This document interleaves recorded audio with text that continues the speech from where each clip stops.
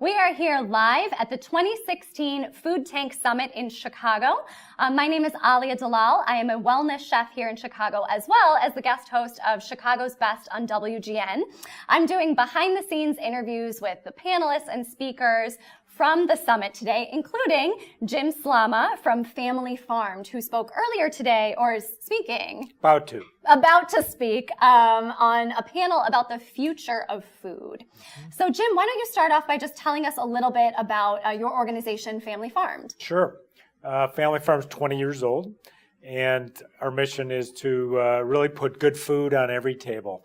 We define good food as delicious, healthy food grown as close to home as possible by family farmers and producers that use sustainable, humane, and fair practices. Excellent. I'm a chef, so I feel like that word delicious often is implicit in conversations like this, but often gets left out of it. Right. Especially when you try to zero in on policy and change and things like that, but very, very near and dear to my heart.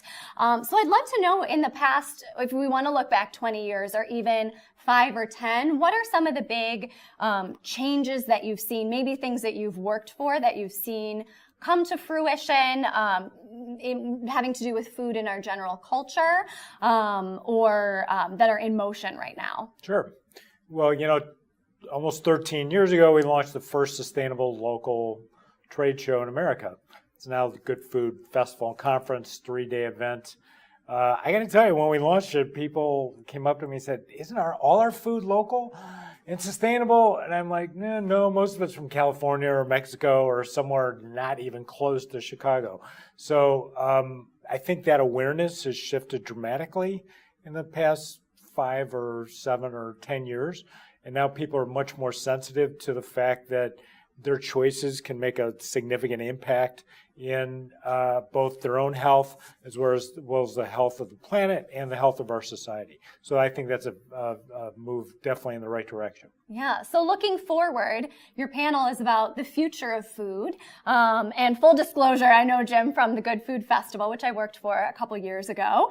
But I know a big core part of that festival now, but also of your organization's year-round mission, is helping incubate, accelerate small local food businesses. So I'm curious if you could tell us maybe 1 or 2 stories about maybe a specific business that's Sure. Grown out of that. Mm-hmm. One of my favorite is a tofu manufacturer, Chinese-American woman, Jenny Yang. And, Jenny was going to visit this tofu shop on the north side of Chicago for years, buying it for herself and her family, and got to know the owners very well. And, they were getting older, and Jenny was like, what do I do with the next phase of my career? I'm kind of sick of working for, large corporations, despite having an MBA at, Northwestern. Oh, we're at Booth, but anyway, that's okay. She still got the MBA from Northwestern. But anyway, so they agreed that Jenny would buy the business and, started growing it slowly but surely, mostly selling to Chinese restaurants or Thai restaurants, and then starting to sell to Green City Market. And she applied to our accelerator. We have a Good Food Business Accelerator at 1871, which is Chicago's center of innovation. And, she's booming since then. She was part of our first graduation class, and, now she just got a $1.5 million loan from Chase and the Small Business Administration. By the way, this is public. It was published in the Tribune, so I'm not telling secrets. But, now she's creating this huge new facility, and, it's probably going to be a $10 million business. She's buying transitional soybeans from Illinois farmers who are going organic, but need a market as they make this organic transition. And plus her tofu's I wasn't a big tofu fan. It's the best, but yeah. It's the best. It's so good. And it's turned me into I eat tofu pretty regularly now because Jenny's tofu is so darn good. And now it's starting to be everywhere. So anyway, I think she's an awesome story. So as the Good Food Business Accelerator, what does that offer a smaller growing business like Jenny maybe a couple years ago, before she could get that loan from Chase? Or what kinds of needs do these small food businesses have? Well, first of all, we work with them on their business plan to help figure out how to scale up.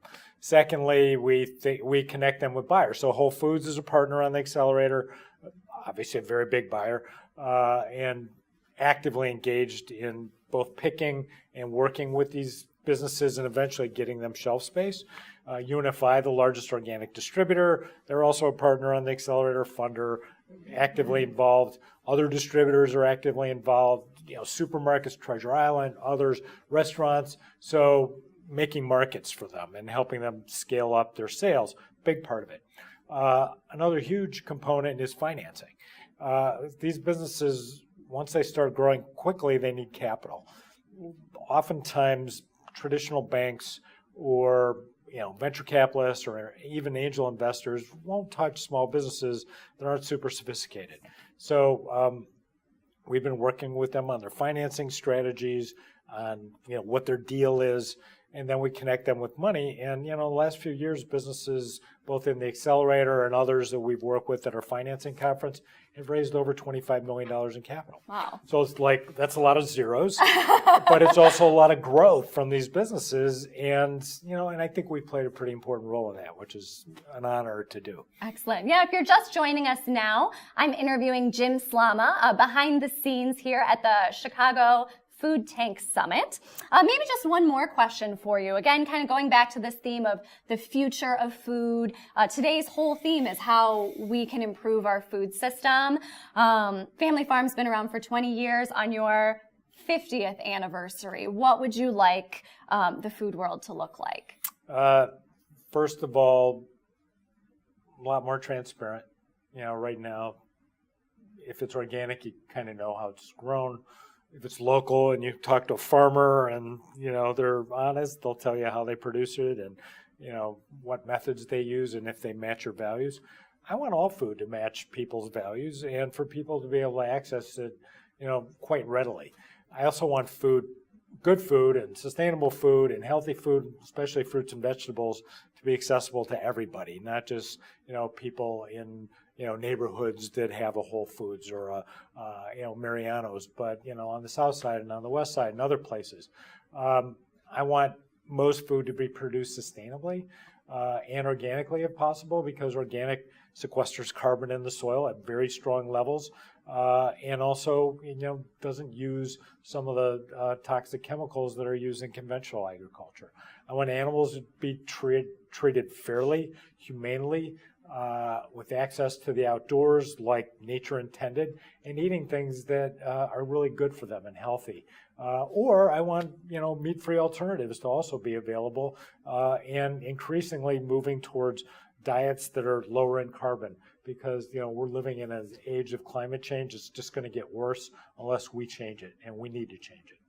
Awesome. Well, thank you so much for joining me, Jim. My pleasure. We've been doing interviews behind the scenes here via Facebook Live on Food Tank's Facebook page. Today was the inaugural Food Tank Summit in Chicago, but we do have 3 more summits lined up for next year. If you want to catch us in DC, Boston, and Los Angeles, you can find out more at foodtank.com.